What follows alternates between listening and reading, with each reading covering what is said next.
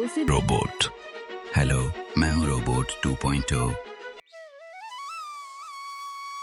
ये कहानी है चिंटू नगर गांव की, जहां सुबह की हलचल, लोगों की भीड़। इस गांव में फेमस था। एक नया होटल था, दीपक वड़ा पाव। सुबह का समय था। दीपक अपनी काउंटर पर बैठा नोट गिन रहा था। उसकी दुकान पर ग्राहकों की भीड़ लगी थी। दीपक बहुत लालची आदमी था। उसे बस पैसों से मतलब थी। और इस ढाबे पर काम करते थे रामू काका। अरे ओ रामू काका, ग्राहक आने लगे हैं, जल्दी जल्दी हाथ चला। मैं तो ये बता रहा था कि वड्डा पाव का कल वाला मसाला बचा हुआ है, पुरानी कल की चटनी भी बची हुई है। मैं ये कह रहा था कि आप बाजार से जल्दी सामान ले आओ, मैं ताजी ताजी वड्डा पाव चटनी बना दूंगा। चल अंदर चल, मैं देखता हूँ। कभी दीपक और रामू काका जहाँ पर खाना बनाते हैं वहाँ पर चले जाते हैं। वहाँ पर कल का पड़ा हुआ बासी टिक्की के लिए मसाला और बासी चटनी राखी हुई थी। ये सबको आज नया वाला बनाकर मिला दे और उसी को ग्राहकों को दे दो। पर ये तो कल का वासी है, इससे ग्राहकों की तबीयत भी खराब हो सकती है। अरे तुझे कुछ नहीं पता है मालिक, मैं हूं कि तू। अगर हम रोज रोज ताजा खाना खिलाने रहेंगे तो पैसे कैसे कमाएंगे। दीपक को पता था बासी खाना को नया करके कैसे बचना है। रामू काका यह सब देख रहे थे, लेकिन वह कुछ कहते नहीं। और आज उस दिन ग्राहकों को वासी वड़ा पाव को मिलाकर दे दिया गया।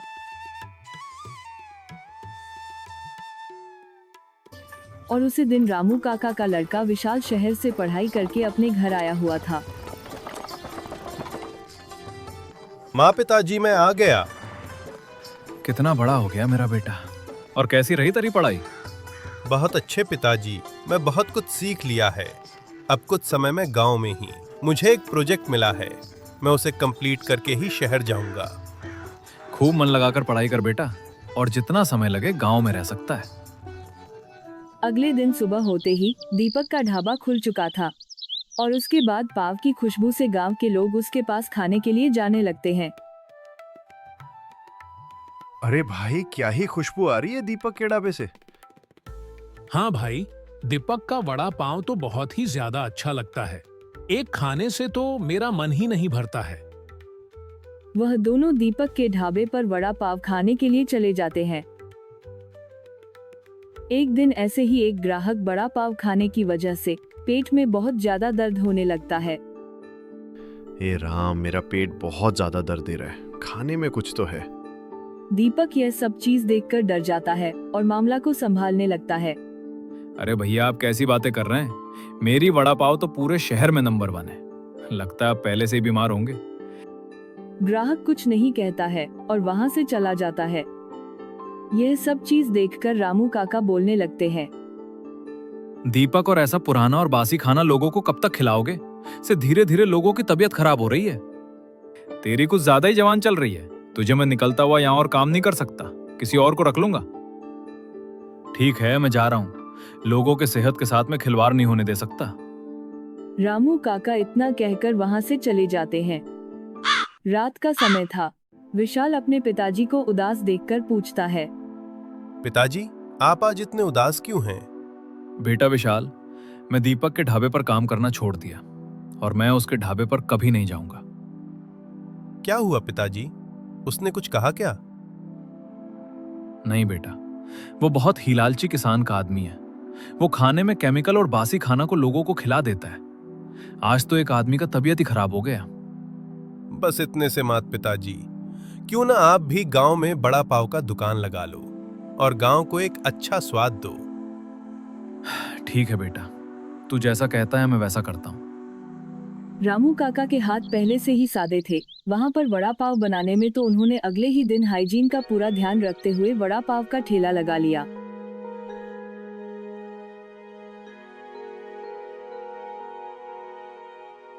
अरे बाबा रामू काका, आप भी बड़ा पाव का ठेला लगा लिए? दीपक के यहाँ पर काम करना छोड़ दिए क्या? हाँ भाई, उसने मुझे निकाल दिया। इस कारण मैं अपना बड्डा भाव का दुकान लगा लिया हूँ। तुम खाकर बताना जरा कैसा है। वह ग्राहक वड़ा पाव खाने लगता है। अरे वो काका, दीपक के ढाबा से तो तुम्हारा वड़ा पाव बहुत ही ज्यादा स्वादिष्ट लगा रहा है। वह आदमी बड़े हिसाब से वड़ा पाव चटनी के साथ खाने लगता है। उसे आदमी की बात सुनकर जितने भी लोग दीपक के ढाबे पर जा रहे थे वह सब रामू काका के ढाबे पर आने लगते हैं और वड़ा पाव खाने लगते हैं। देखते देखते बहुत ज्यादा भीड़ लग जाती है। कैसे रही पिताजी आपका आज का दिन? आपको तो देखकर लग रहा है काफी अच्छी कमाई हुई होगी। बेटा काम तो बहुत अच्छा चल और कमाई भी काफी अच्छी हुई, लेकिन बेटा अपना बूढ़ा हो गया हूँ तो मैं काफी जल्दी थक जाता हूँ। दीपक यह सब चीज सुनकर सोचने लगता है और उसके दिमाग में एक खुरपती आइडिया आता है। आप चिंता मत करो पिताजी, मैं इसीलिए गांव में आया हुआ था। मैं अपना प्रोडक्ट भी कंप्लीट करने वाला हूं जल्दी। आपको एक रोबोट से मिलने वाला हूं जो आपका सारा काम कर देगा। क्या बेटा, रोबोट? ये क्या होता है? आप रुक जाओ, मैं कल ही आपको दिखा दूंगा।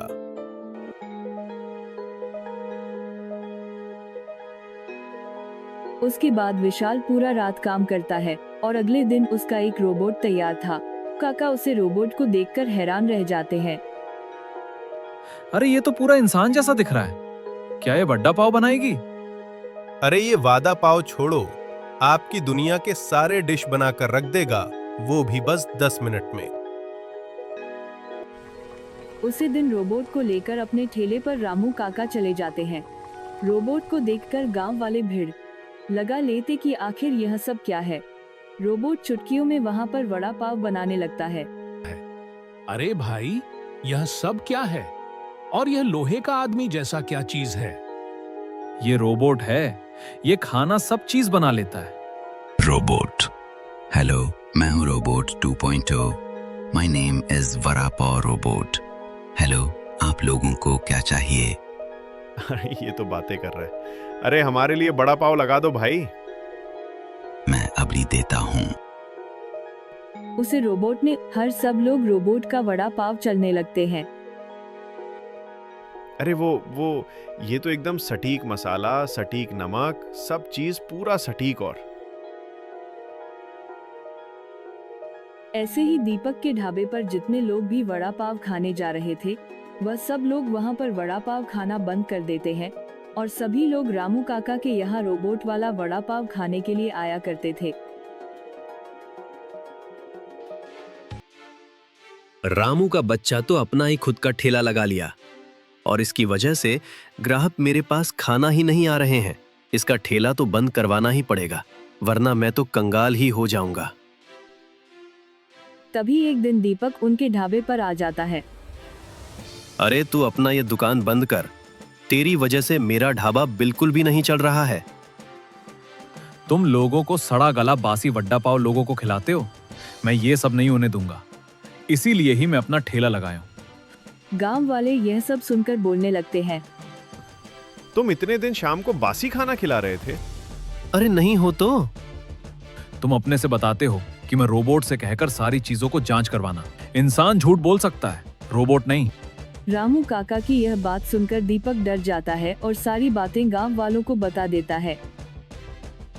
मैं बस कभी कभी मिलावट कर देता था और कुछ पैसे कमा रहा था, लेकिन मुझे गांव वालों माफ कर देना, मैं आगे से मिलावट नहीं करूंगा। पर उसी दिन से गांव वाले दीपक के ढाबे पर खाना जाना बंद कर देते हैं और रोबोट के बने हुए वड़ा पाव खाने लगते हैं। हमारे अगले वीडियो में दीपक भाई विशाल भुवनेश्वर से सोनिका ने कमेंट किया था, तो इस वीडियो में उनका नाम इस्तेमाल किया। अगर आप चाहते हैं कि अगले वीडियो में आपका नाम इस्तेमाल हो तो प्लीज कमेंट में अपना एक प्यारा सा नाम लिख दीजिए।